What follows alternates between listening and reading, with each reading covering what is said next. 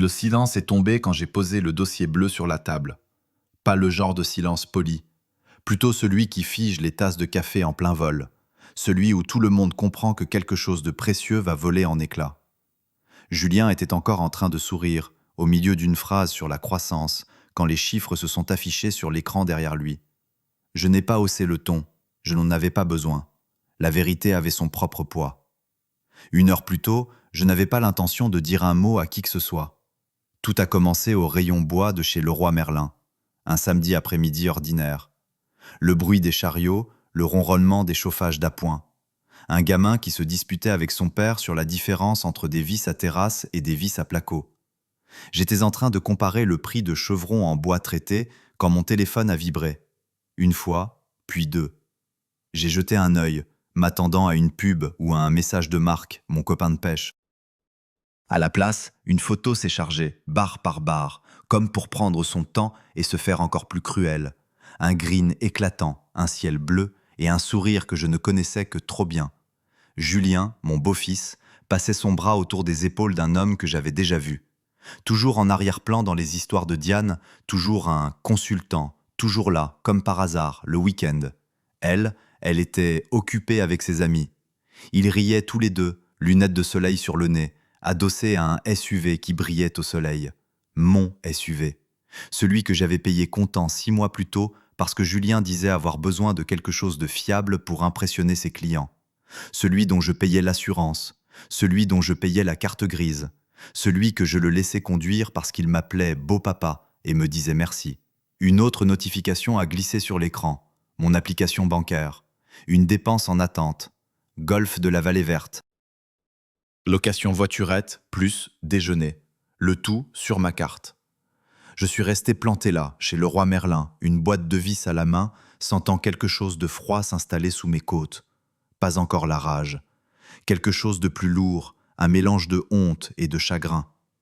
À 57 ans, on ne s'attend plus à être surpris par les gens. On croit avoir vu toutes les façons dont ils peuvent vous décevoir. En réalité, j'étais juste devenu négligent avec mes relevés de compte. J'ai payé les vis et je suis sorti sur le parking. L'air avait cette fraîcheur du début de l'automne, le genre qui vous rappelle que l'hiver attend toujours son tour. Je me suis assis dans ma voiture, moteur éteint, le téléphone posé sur le volant, la photo brillant encore comme une mauvaise blague. Je n'ai pas appelé Diane, je n'ai pas appelé Julien, je n'ai même pas juré. J'ai juste regardé, fixement. Un souvenir a refait surface, sans y avoir été invité. Le soir où Julien était venu avec une chemise cartonnée et des diapositives, étalant des papiers sur la table de la cuisine comme s'il construisait une maison avec des chiffres. Diane rayonnait. Julien parlait vite. J'écoutais. Je posais des questions ennuyeuses sur les marges et les garanties. Il avait ri. « Beau papa, tu t'inquiètes trop. » J'avais signé quand même, parce qu'à l'époque, je voulais croire à quelque chose qui ressemblait à une famille. J'ai repris la route pour rentrer, longeant la Loire, passant devant le magasin d'articles de pêche à l'enseigne de travers, devant la brasserie qui sentait encore le graillon de midi. Notre maison avait l'air d'être la même que d'habitude. Façade blanche, pelouse impeccable, l'illusion de l'ordre. À l'intérieur, le tic-tac de l'horloge de la cuisine semblait plus fort que d'habitude. J'ai posé mes clés et ressorti mon téléphone. D'autres dépenses. De l'essence, des achats à la boutique du golf, un acompte pour un spa lors du week-end de Diane avec son club de lecture, tout était là, bien aligné en colonne, comme dans un tableur. Je me suis servi un café, même s'il était déjà tard. Le fond de la cafetière était tiède. J'ai bu une gorgée et reposé la tasse. À mon âge, la peur n'est pas de perdre de l'argent, c'est de perdre pied, de voir tout recommencer, s'asseoir seul dans une maison silencieuse pendant que le vent fait trembler les fenêtres et que tout le monde a un endroit où aller. Je suis resté là, à penser aux hivers, aux plats préparés au micro-ondes et au son de ma propre respiration. C'est là que j'ai pris ma décision, pas par colère, mais par pure lucidité. Je n'avais pas besoin de crier, je n'avais pas besoin d'une confrontation sur le pas de la porte ou de jeter un téléphone à travers la pièce. Tout ce dont Julien profitait passait par des papiers que je comprenais bien mieux que lui. Des contrats, des garanties, des autorisations, des choses calmes, démodées. J'ai enfilé une veste et je suis allé dans une petite brasserie de la zone commerciale. J'ai commandé un steak frites que je n'ai même pas senti, regardant les familles entrer avec leurs enfants aux doigts collants de glace. J'ai pensé à toutes les fois où j'avais payé pour avoir la paix, et j'ai réalisé que la paix était la chose la plus chère que j'ai jamais achetée. En rentrant, je suis allé directement au garage. Le radiateur d'appoint s'est mis en marche avec un déclic. Les outils étaient alignés sur le mur, comme toujours. J'ai attrapé un classeur sur une étagère. Transport Mercier. Je l'ai posé sur l'établi. La couverture était usée à force d'être ouverte et refermée par quelqu'un qui croyait aux détails. Je l'ai ouvert. Je n'ai pas souri. Je ne me sentais pas victorieux. Je me sentais stable. Et c'était suffisant pour commencer. Le garage sentait le vieux cambouis et la sueur, comme d'habitude. J'ai fermé la porte, tiré la chaînette du néon au-dessus de moi, et je suis resté là un instant, à écouter son bourdonnement. Pas de musique, pas de radio, juste moi et le silence. J'ai ouvert le classeur au premier intercalaire, actionnariat et droit de vote. Julien avait survolé cette section quand nous avions signé, plus intéressé par le café que Diane nous apportait que par les paragraphes que j'avais surlignés. Il appelait ça le baratin juridique. J'appelais ça le centre de gravité. 73%, c'était mon chiffre. Pas tape à l'œil, pas affiché partout, mais bien réel. J'avais structuré les choses ainsi parce que j'avais passé 30 ans dans la logistique, à voir des entreprises s'envoler grâce à l'enthousiasme et s'effondrer à cause des détails. Je ne voulais pas le contrôle, je voulais une protection. J'ai tourné les pages. Apport en capital, calendrier de déblocage des fonds et une clause que la plupart des gens ignorent parce qu'elle a l'air ennuyeuse. Utilisation abusive des fonds et préjudice d'image. Le genre de langage que les avocats utilisent quand ils ne veulent pas de surprise. Plus tard, en faisant glisser mon doigt sous la phrase, j'ai senti mon pouls se calmer. Mon téléphone a encore vibré. Diane. J'ai laissé sonner, puis j'ai répondu. « Salut », a-t-elle dit d'une voix douce, prudente. « Ça va ? Tu es bizarre aujourd'hui. »« Ça va », ai-je répondu. Ce n'était pas encore un mensonge. Elle a comblé le silence avec cette sollicitude qu'elle dégainait toujours quand elle voulait des informations. « Julien m'a dit que tu étais peut-être fatigué. Tu travailles trop, tu sais. » J'ai regardé la page intitulée « Garantie personnelle ». Mon nom y figurait, net et lisible, promettant à une banque que je me porterais garant du crédit-bail de la flotte de véhicules si les choses tournaient mal. Je me suis souvenu du sourire de Julien quand l'accord était passé. « J'aurais pas pu y arriver sans toi, beau papa. »« Oui, je sais », ai-je dit au téléphone. Après avoir raccroché, j'ai vidé le reste de café dans l'évier et j'ai rincé la tasse. Je ne voulais rien laisser traîner. J'ai tourné une page et je suis tombé sur un échange d'emails que j'avais oublié, transféré des mois plus tôt par erreur. Julien plaisantait avec son équipe sur sa vision et sa stratégie de développement, des mots qui sonnent bien jusqu'à ce qu'on demande ce qu'ils signifient. Et puis, il y avait cette ligne qui m'a crispé la mâchoire. L'argent du beau-père, ma vision, il ne verra rien au détail. Je me suis assis sur un tabouret et j'ai relu ça 2 fois. Je ne me suis pas senti insulté, je me suis senti réduit. Comme un portefeuille avec un pouls. J'ai appelé Vincent Leclerc. Vincent a répondu à la 2e sonnerie, comme toujours. « Qu'est-ce qui se passe, Thomas ?» a-t-il dit. J'entendais des bruits de papier, une imprimante en fond.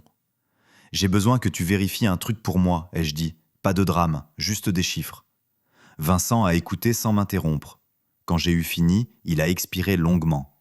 « Tu n'as pas tort, a-t-il dit, et tu n'es pas cruel. Tu es juste en retard. » Il m'a expliqué la marche à suivre, lentement, méthodiquement. Les délais de préavis, les fenêtres de retrait, ce qu'il fallait faire en premier et ce qu'il fallait laisser en l'état pour que ça n'ait pas l'air d'un caprice. « Fais ça dans les règles, a-t-il conseillé, discrètement. Tu ne veux pas de dégâts collatéraux. » Dégâts collatéraux, l'expression m'a marqué. Julien avait des employés, des pères de famille avec des crédits sur le dos, des gens qui ne jouaient pas au golf à mes frais. Je ne voulais pas leur faire de mal. Mon téléphone s'est de nouveau allumé. Un SMS de Julien. « Papa, question rapide. T'as changé un truc avec la carte ? La boutique du golf dit qu'elle est refusée. » J'ai fixé le message plus longtemps que nécessaire. Puis j'ai tapé « C'est peut-être la banque, je regarderai ça lundi. » Il a envoyé un emoji pouce en l'air, comme si ça réglait l'affaire. J'ai fermé le classeur et j'en ai ouvert un autre. Assurance, autorisation de conduite. Le SUV était toujours à mon nom. Julien était listé comme conducteur autorisé, pas comme propriétaire. Ça, ce n'était pas un combat. C'était un simple coup de fil. Je l'ai passé, poli, professionnel. Mettre à jour la couverture, retirer une autorisation. Pas de sermon, pas d'explication. Quand j'ai raccroché, mes mains tremblaient. Pas d'excitation, mais parce que je réalisais que tout ça allait me coûter aussi. Des frais, des retards, peut-être des impôts. La liberté allait avoir un coût. Je suis resté assis là, à penser de nouveau à l'hiver, à me demander si avoir raison suffirait à me tenir chaud. Diane a rappelé une fois de plus. J'ai laissé tomber sur la messagerie. Son message était doux au début, puis tendu. « Il faut qu'on parle », a-t-elle dit. « Ce n'est pas juste, juste. » Le mot a résonné dans le garage. J'ai rangé le classeur sur son étagère et j'ai éteint la lumière. En rentrant dans la maison, mon téléphone a vibré une nouvelle fois. Une notification de l'application bancaire, une annulation de transaction. Une autre dépense en attente venait de disparaître. Ce n'était pas bruyant, ce n'était pas spectaculaire. C'était juste le premier domino qui tombait. Je me suis réveillé avant l'aube, la maison encore plongée dans le noir, ce genre de silence qui rend chaque son plus fort qu'il ne l'est. La cafetière gargouillait comme si elle s'éclaircissait la gorge. Debout au comptoir, en chaussettes, j'ai vérifié mon téléphone. 3 appels manqués. 2 de Diane, 1 de Julien. Je n'ai pas encore écouté les messages vocaux. Je savais ce qu'ils diraient. De la panique enrobée d'accusations. J'avais besoin d'avoir les idées claires. À 6h30, mon application bancaire s'est actualisée. Le virement était passé. Propre, légal, exactement comme prévu dans le contrat. 73%. Pas la totalité, mais assez. J'ai regardé les chiffres s'afficher et j'ai ressenti un étrange mélange de soulagement et de nausée, comme quand on pose le pied à terre après une traversée en mer agitée. Diane est descendue en peignoir, les cheveux attachés, le regard déjà acéré. « Ma carte n'est pas passée au spa », a-t-elle dit. « Pas de bonjour, pas de salutation. »« Je sais », ai-je répondu en me servant un café. Elle m'a dévisagé comme si je l'avais giflé. « Comment ça, tu sais ? Ça veut dire qu'il faut qu'on parle plus tard, » ai-je dit. « J'ai des choses à régler. »« Des choses ?» Sa voix est montée d'un cran. « Tu ne peux pas faire ça, Thomas. C'est embarrassant. » Embarrassant. Encore ce mot. J'ai bu une gorgée et me suis brûlé la langue. Découvrir que je payais pour tes week-ends au golf avec un autre, ça l'était aussi. Elle s'est figée. Juste une seconde. C'était assez. Julien a appelé à 8h. Cette fois, j'ai décroché. « Mais qu'est-ce que t'as foutu ?» a-t-il hurlé sans même dire bonjour. « J'ai suivi le contrat, ai-je dit. Tu devrais le lire un de ces jours. T'as retiré l'argent. » J'entendais des voix derrière lui, son bureau. « Les salaires sont bloqués, les fournisseurs appellent. » J'ai donné mon préavis, ai-je dit, exactement comme c'est écrit. « Tu es en train de me ruiner, » a-t-il aboyé. J'ai pensé à l'email. Il ne verra rien au détail. « Non, ai-je dit, je suis en train d'arrêter les frais. » Il a raccroché. En milieu de matinée, les effets en cascade étaient visibles sans que je n'ai pu rien à faire. Une notification de la société de crédit bail concernant le renouvellement de la flotte. Un email poli me demandant si ma garantie personnelle serait prolongée. J'ai répondu par une seule phrase. Elle ne le sera pas. À 11h, mon téléphone a vibré. Un SMS de Julien. « Papa, c'est sérieux. Le club dit que mon abonnement est suspendu. » Je l'ai imaginé, debout à l'accueil, essayant de garder une voix stable pendant que les gens faisaient semblant de ne pas écouter. J'ai répondu « C'est entre toi et le club. » Vers midi, j'ai reçu l'appel du concessionnaire. « Monsieur Rochefort, la mise à jour de l'autorisation du véhicule est terminée, » a dit la femme. « Si le conducteur tente de l'utiliser, l'assurance ne s'appliquera pas. »« Merci, » ai-je dit. Ma voix me semblait plus vieille qu'elle ne l'était. Le SMS est arrivé 10 minutes plus tard. « T'es sérieux ? Le SUV me dit que je suis pas autorisé. » Je n'ai pas répondu. Diane faisait les 100 pas dans la cuisine, le téléphone collé à l'oreille, chuchotant et sifflant tour à tour. Elle a raccroché et m'a foudroyé du regard. « Stéphane dit que tu es vindicatif. » Je l'ai regardé, vraiment regardé. Cette femme qui, autrefois, me tenait le bras à la kermesse du village et me disait que j'étais son pilier. « Ce n'est pas Stéphane qui paie nos factures, » ai-je dit. Elle a eu un rire bref et sec. « Il le ferait si tu n'étais pas en train de faire ça. » C'est à ce moment-là que j'ai compris. Stéphane n'était pas la cause, il était l'accessoire. Les dépenses, l'image, la vie qui paraissait belle de l'extérieur. Et rien de tout cela ne portait son nom à elle. Mon téléphone a encore vibré. Cette fois, c'était Vincent. « Il y a un moyen de garantir les salaires ?» ai-je demandé. « Oui, a-t-il dit. Un crédit relais temporaire. Ça va te coûter un peu. »« Je peux vivre avec ça, » ai-je répondu. En fin d'après-midi, les SMS de Julien sont devenus frénétiques. « S'il te plaît, on peut parler, tu es en train de tout faire exploser. » Je me suis assis à la table de la cuisine et j'ai enfin écouté les messages vocaux de Diane. Le premier était plein de larmes, le second de colère. Le troisième était calme. « Je ne pensais pas que ça irait aussi loin, disait-elle. Tu es en train de me punir. » J'ai fermé les yeux. Je ne punissais personne. Je mettais fin à quelque chose que je n'aurais jamais dû porter seul. À 17h, un nouveau message de Julien. Papa, carte refusée à la boutique du golf devant un client. C'est l'humiliation totale. J'ai tapé une seule ligne. L'humiliation passe. La faillite, c'est plus tenace. Il n'y a pas eu de réponse. Ce soir-là, je suis allé au bord de la Loire et je me suis assis dans ma voiture, regardant l'eau couler, lente et régulière, emportant les feuilles mortes. J'ai pensé à la première fois où Julien m'avait appelé « beau papa » et que ça semblait sincère. J'ai pensé au rire de Diane avant qu'il ne sonne comme une répétition. J'ai pensé aux employés, envoyant des messages inquiets à leur patron. Ce n'était pas facile, ce n'était pas propre, c'était nécessaire. Quand je suis rentré, Diane avait fait un sac de voyage. Elle s'est arrêtée sur le seuil. « Tu pourrais arrêter tout ça ?» a-t-elle dit. J'ai hoché la tête. « Toi aussi tu le pourrais. » La porte s'est refermée derrière elle. La maison m'a paru plus grande, plus vide. Je suis resté là un long moment, à écouter le tic-tac de l'horloge et le ronronnement du frigo. Mon téléphone a vibré une dernière fois cette nuit-là. Une invitation par email de la part de Julien, envoyée à une longue liste de contacts. Soirée de présentation aux investisseurs, notre stratégie de croissance, avec une note personnelle en bas, juste pour moi. Viens voir ce que tu as contribué à construire. J'ai souri pour la première fois de la journée. La salle de réception de l'hôtel sentait le café brûlé et le produit pour moquette. Un mélange qui m'a toujours rappelé les réunions qui promettent plus qu'elles ne tiennent. Les chaises pliantes étaient alignées en rangées, la plupart occupées. Un projecteur ronronnait, projetant le logo de l'entreprise de Julien sur un écran déroulant qui avait connu des jours meilleurs. Julien se tenait près du pupitre, veste impeccable, cravate un peu trop serrée. Il avait l'air plus mince, fatigué.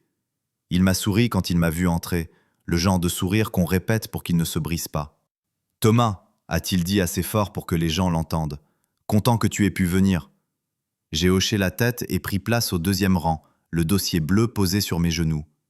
Diane était assise sur le côté, les mains si crispées que ses jointures étaient blanches. Stéphane s'est glissé en retard, s'asseyant comme s'il était chez lui. Il a évité mon regard. Julien a lancé sa présentation. Projection de croissance, partenariat, des mots comme synergie et potentiel flottaient dans la pièce, légers et creux. Quelques investisseurs hochaient la tête, d'autres regardaient leur téléphone. Quand il est passé à la diapositive sur les finances, l'ambiance a changé. Quelqu'un s'est raclé la gorge. « Pouvez-vous expliquer le retard de paiement des salaires la semaine dernière ?» a demandé une femme au fond. Julien a eu un petit rire. « Un problème bancaire temporaire, déjà résolu. » Une autre main s'est levée. « Notre fournisseur pour la flotte de véhicules dit que les contrats sont en cours de réévaluation. » Le sourire de Julien s'est crispé. « Une procédure de révision standard. » J'ai attendu. Un homme que je connaissais de longue date, cheveux gris, regard calme, s'est penché en avant. « Quelle est la structure actuelle de l'actionnariat ?» a-t-il demandé. Julien a hésité, juste une seconde de trop. « Elle est diversifiée », a-t-il dit. « Et alignée sur nos objectifs. » C'est là que je me suis levé, sans me presser, sans m'annoncer. Les chaises ont grincé tandis que les têtes se tournaient. Julien m'a regardé, la confusion vacillant sur son visage. « Je peux apporter une clarification », ai-je dit.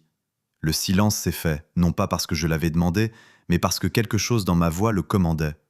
Je me suis avancé et j'ai posé le dossier bleu sur la table à côté du pupitre. Il a fait un bruit sourd, plus lourd qu'il n'en avait l'air.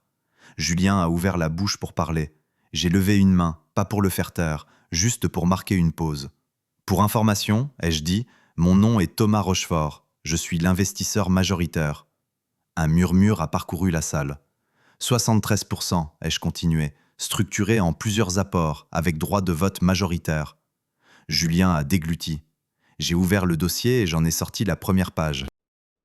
Voici la notification de retrait de capital, déposée légalement dans le respect du contrat et effective cette semaine. Le souffle de Diane s'est coupé. Stéphane s'est agité sur sa chaise. Je ne les ai pas regardés, j'ai regardé les investisseurs. Cette entreprise reposait sur mon capital, ai-je dit, sur ma crédibilité auprès des banques et sur ma garantie personnelle pour le crédit bail de la flotte. Garantie que j'ai choisi de ne pas renouveler. Julien a retrouvé sa voix. « Tu n'as pas le droit de... »« Si, je l'ai fait, ai-je dit, sans méchanceté. J'ai ensuite étalé les reçus. L'achat du SUV, l'autorisation d'assurance, les frais de golf. Golf de la Vallée Verte, date, montant. Ce véhicule, ai-je dit en tapotant la page, est le mien. L'autorisation de conduite a été révoquée. La couverture d'assurance, mise à jour. L'investisseur plus âgé a hoché lentement la tête. Ça explique le risque, a-t-il dit. Le visage de Julien s'est empourpré. Tu fais ça pour m'humilier. J'ai croisé son regard. Non, je fais ça pour que ça s'arrête. La salle était complètement silencieuse maintenant. Même le projecteur semblait ronronner plus doucement. Diane s'est levée. Thomas, a-t-elle dit, la voix tremblante, s'il te plaît. Je me suis tourné vers elle. J'ai payé pour le style de vie, ai-je dit, pas pour les mensonges. Stéphane s'est levé à son tour, lissant sa veste. Tout ceci est inutile, nous pouvons en discuter en privé. Je l'ai regardé pour la première fois de la soirée. Vous ne faites pas partie de cette discussion. Il s'est rassis. L'investisseur aux cheveux gris s'est raclé la gorge. Julien, a-t-il dit, vous avez manqué à votre devoir d'information sur un risque de dépendance critique. Ce n'est pas un problème bancaire, c'est un problème de gouvernance. Pour la première fois, les épaules de Julien se sont affaissées. Il faisait son âge. J'ai refermé le dossier. Tu n'as pas tout perdu ce soir, ai-je dit d'une voix calme. Tu as juste cessé de vivre sur mon compte en banque. Personne n'a applaudi, personne n'a protesté. La vérité n'a pas besoin d'applaudissements. J'ai ramassé mon dossier et je suis retourné à ma place. En passant devant Diane, elle a tendu la main vers mon bras, puis s'est ravisée. Stéphane vérifiait déjà son téléphone, comme le font les gens qui préparent leur sortie. La réunion s'est dissoute dans un brouhaha de voix basses et de chaises que l'on déplace. Julien est resté seul devant, fixant l'écran comme s'il pouvait lui offrir une réponse. Je suis sorti dans l'air frais de la nuit et j'ai pris une grande inspiration. Les lumières de l'hôtel bourdonnaient. Quelque part à l'intérieur, une cafetière finissait de brûler. Je me sentais fatigué, plus léger et triste tout à la fois. Le calme après la tempête est différent du silence ordinaire. Il ne semble pas vide, il semble apaisé. C'est l'impression que donnait la maison le lendemain matin. Pas de porte qui claque, pas de téléphone qui vibre. Juste le soleil qui rampait sur le sol de la cuisine et le ronronnement du frigo qui faisait son travail. Diane a déménagé 2 jours plus tard, sans cri, sans négociation. Elle a emballé ce qui était à elle et a laissé le reste, comme si elle n'était plus sûre que ça lui ait jamais appartenu. Nous avons géré le divorce de la même manière, proprement, avec des papiers et équitablement. L'entreprise de Julien n'a pas disparu, elle a rétréci. J'ai appris par Vincent que les transports Mercier avaient survécu, après une restructuration douloureuse. Moins de camions, moins de promesses, de vraies marges. Julien est resté directeur, mais son assurance avait disparu. Il devait désormais justifier les chiffres au lieu de les enjoliver. Ce genre de leçon marque plus longtemps que l'humiliation. Stéphane s'est volatilisé presque du jour au lendemain. Diane a appelé une fois, des semaines plus tard, la voix faible. Il ne répond plus à mes messages. Je n'ai rien dit. Certaines vérités n'ont pas besoin de commentaires. J'ai vendu la maison et acheté plus petit, en périphérie de la ville. Une maison de plein pied avec un grand garage et un établi parfait pour mes outils. Le week-end, j'allais pêcher sur la Loire avec Marc, où je travaillais sur une table en cèdre que je voulais construire depuis des années. Le bois a des règles. Si on les respecte, il tient. Si on les ignore, il se fend. Certaines nuits étaient solitaires, je ne vais pas mentir. À 57 ans, la solitude peut ressembler à un échec si on la laisse faire. Mais avec le temps, elle a commencé à ressembler à de l'espace. De l'espace pour respirer. De l'espace pour entendre mes propres pensées sans qu'elles soient noyées par les attentes des autres. J'ai beaucoup pensé à la vengeance pendant ces semaines, à me demander si c'était vraiment ce que j'avais fait. La vengeance, la vraie, est bruyante. Elle brûle vite et fort. Ce que j'ai fait était plus silencieux. J'ai simplement repris mes clés. J'ai fermé les comptes qui me vidaient. J'ai tracé des limites là où j'aurais dû le faire des années plus tôt. Et ça a tout changé. Parfois, le geste le plus puissant est aussi le plus calme.